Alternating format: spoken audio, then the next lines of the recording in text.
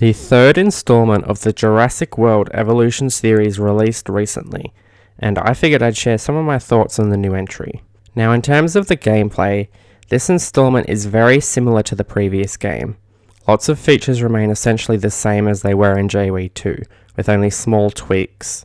For example, scientists work pretty much the same as in JWE3, as well as the territories and needs of the dinosaurs. The guests' needs and desires are pretty much the same too, and they have the same system of general, adventure, nature, and luxury guests. Amenities are pretty similar too, although they've cleaned up the menu design for them, so it looks better now. There are some new features and tweaks that do improve the park management, however. They've added maintenance workers, whose job it is to repair everything in the park and keep things working. So rangers no longer have the ability to repair buildings, since that role has been taken from them.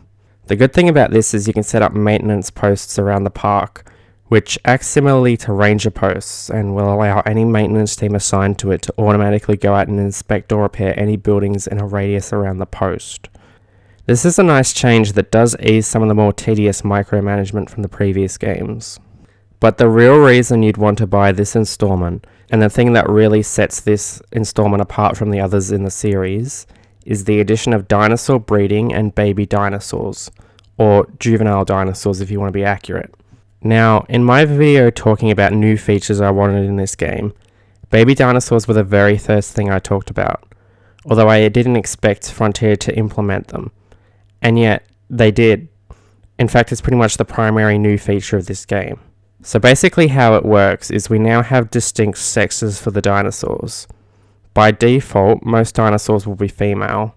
However, after doing a bit of research, you can unlock the ability to create males as well, which is a super cool feature in and of itself, as there's now sexual dimorphism present in this game.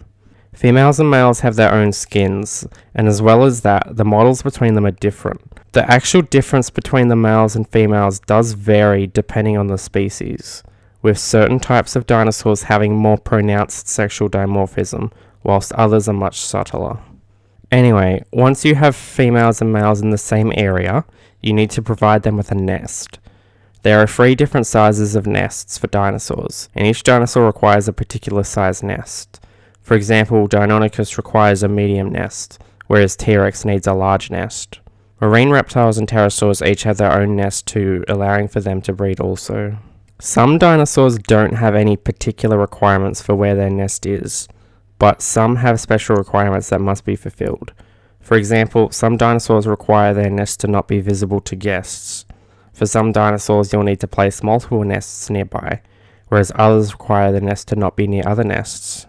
Once you've satisfied the conditions, a female has a chance to claim a nest and then breed with a male. There's a fertility chance that affects how likely this is to happen, and a few different factors influence this chance. Once you have a successful breeding, some eggs will appear in the nest, and then after a set length of time, they'll hatch and you'll now have some babies. Alternatively, for marine reptiles, the mother will get pregnant and after a set length of time, will head to the nest where she'll give birth. Then you have babies, and I have to say, they are so adorable. Frontier did a great job with the juvenile models, as they're just so cute. It's cool to just look at them, and especially when you get to see them alongside the adults. After a set period of time, the juveniles will grow up into adults, and then they can go on to sire their own children, and the cycle continues. In fact, there's an achievement in the game for having a 5th generation of dinosaurs bred, so with the right enclosure and factors, you can create a self-sustaining population of dinosaurs. Now, considering I made a couple videos talking about things I wanted in this game, I thought I'd address them here. So in my video on new features I wanted, I had 5 things listed that actually ended up happening. I've already talked about baby dinosaurs and sexual dimorphism, but they also added semi-aquatic mechanics. There are now 2 kinds of water you can place: shallow water, which is the same as before, and deep water. And certain dinosaurs can swim in the deep water, such as Baryonyx and Spinosaurus. It may appear like a small thing, but it's really cool and a sweet new addition to the game. And I love showing the Spinosaurus some more love since it's among my favourite dinosaurs. Another addition is the balloon tour, which works pretty much as it did in the original JPOG. You place down a building where people can go onto the balloon, and then it flies around the park, following a path that you set, allowing guests to see dinosaurs from all around. They also added a little river attraction where your guests can ride in these boats, which isn't something that I was very interested in, but I know the JWE community has been really wanting this for a long time, so it's good to see that they added that. They also have made it so you can actually preview the dinosaur skins in the hatchery, and my god, why haven't they been doing this earlier? It's just so much better than the previous system, and it's crazy it took them this long to implement it. But whatever, it's here now and I'm quite happy about it. I also had a video talking about some new dinosaur species that I wanted to be added to the game, and 2 of the dinosaurs on that list were actually added to JWE3 in the base game. They added Protoceratops, a species that was sorely lacking in the previous games as it's such an iconic dinosaur, and Ornithomimus, which I'm really happy with as they actually have given it feathers, so we have another feathered dinosaur species. Additionally, a 3rd dinosaur from my list, Ostroraptor, was recently announced to be coming in the first DLC for the game, so that's pretty cool too. I have to say, I was really quite happy with these additions. I mean, I would have been happy with only 1 dinosaur from that list, but 2 just in the base game is pretty good. And I expect in the coming months and years they'll be adding more new dinosaurs and DLCs or expansions, so those 3 from my list may soon be joined by more. Now, I played through the campaign for this, and whilst the gameplay feels like JWE2, the campaign feels like JWE1. It's similar to the first game in that you have multiple parks in different locations, and as you earn stars in some areas, you unlock more locations, each location having their own objectives and such. You have the freedom to jump between whichever park you want. You can switch to one and stay there until you're 5-star it, or you could just do a few things and then head to a different park. It's really up to you where you want to spend your time. Things like research and dinosaur genomes are persistent throughout each of the parks, whereas the money and scientists are unique to each specific location, which I feel works pretty well. Now, there is a story, but I honestly didn't pay much attention to it.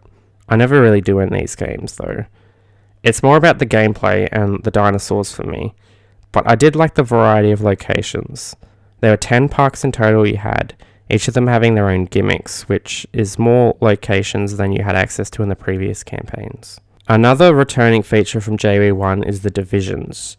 The entertainment and security divisions return, whilst the science division was replaced by the conservation division. You can gain reputation with each division by doing certain things, like completing contracts, releasing new dinosaurs, having successful breeding, etc.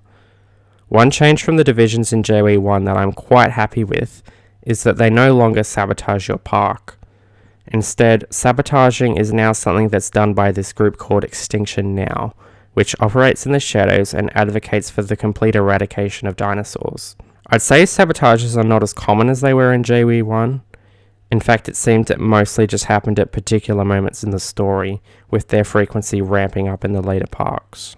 But I do really like this change.